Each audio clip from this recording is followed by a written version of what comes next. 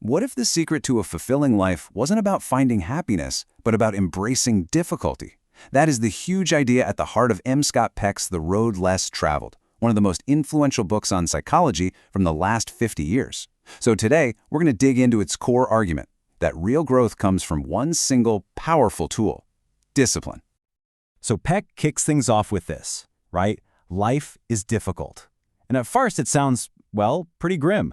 But he says it's not pessimistic at all. It's actually liberating. See, once you accept that life is supposed to be hard, you stop acting surprised and offended by your problems. You can start seeing them for what they really are, the very path you have to walk to grow. Suddenly, the difficulty doesn't have the same hold on you. Okay, so if we accept it, that life is just one problem after another, then the next big question is, what do we do about it? How are we supposed to actually solve them? What tools do we even have for this endless line of challenges? And that's where Peck drops his big idea. The answer is discipline. And let's be clear, he's not talking about discipline as punishment. Think of it more like a toolkit for living. These are the instruments we need to face problems head on, work through the pain that comes with them, and ultimately come out stronger on the other side. All right, so first things first, before we can even get to the tools, Peck says we have to understand the main reason why it's so hard for us to use them in the first place. Yeah, he pulls this really powerful idea from Carl Jung. What he's saying is that most of our mental and emotional struggles come from trying to avoid the necessary or legitimate suffering that comes with solving our problems. You know, we procrastinate, we make excuses, we pretend reality isn't what it is, and that avoidance, that neurosis, it ends up being way more painful than whatever we were trying to run away from. So that brings us to the real meat of Peck's work, the 4 tools. If discipline is the answer, what does that actually look like day to day? Well, Peck breaks it down into 4 specific techniques. He calls them techniques of suffering, which sounds intense, but it's really about how we can face that pain and actually get through it. Okay, so here they are. First, delaying gratification. Second, acceptance of responsibility.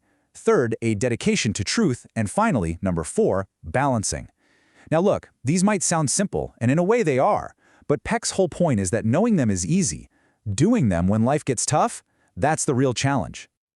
So let's start with the first 2 tools. These are really all about how we face problems head on, the challenges that life just throws at us. I love this first one, delaying gratification, because of how practical it is. This isn't about denying yourself pleasure. It's just about smart scheduling.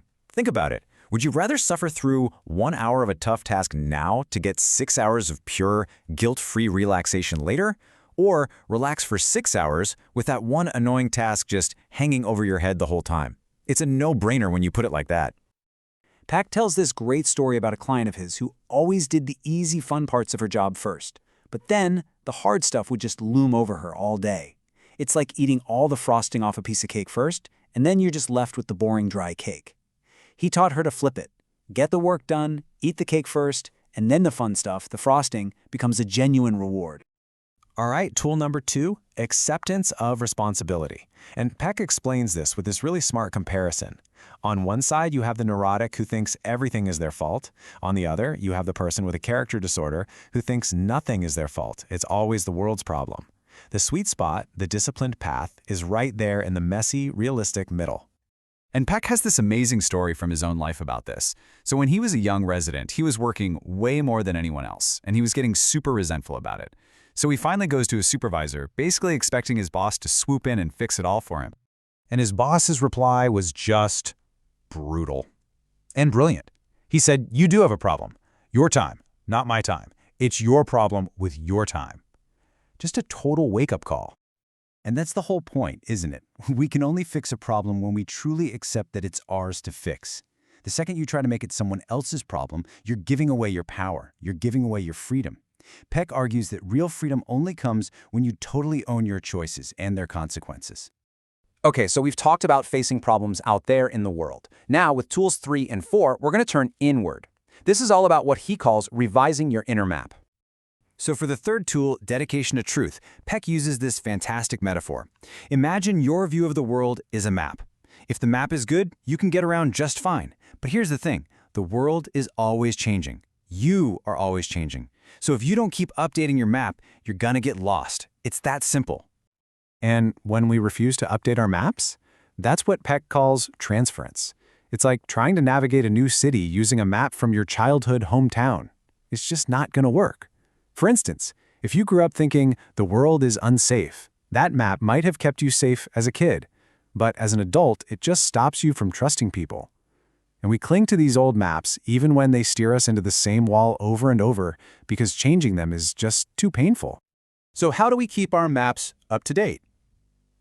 Well, it takes a ton of courage. It's a lifelong job. It makes you have to constantly be looking at yourself honestly. You have to be open to people and ideas challenging your beliefs. And you have to live a life of just total honesty with yourself and with others.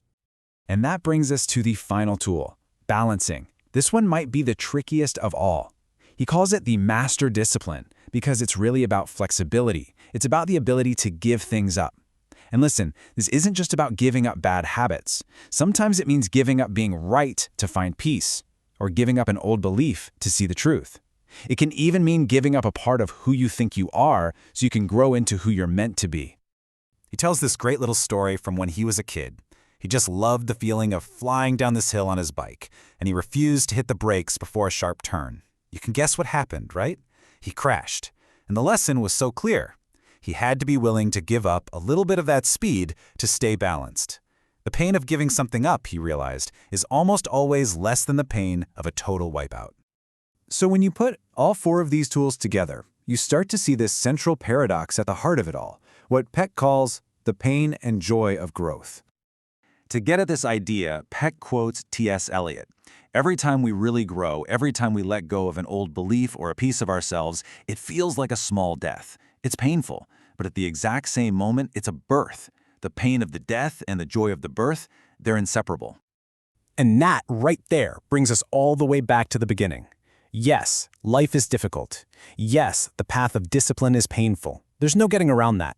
But, and this is the big but, embracing that legitimate suffering is the only way to find real joy, real freedom, and a life that actually means something.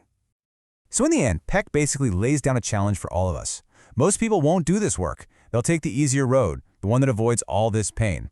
But for the few who take the road of discipline, well, it makes all the difference. So the only question left is, are you willing to take it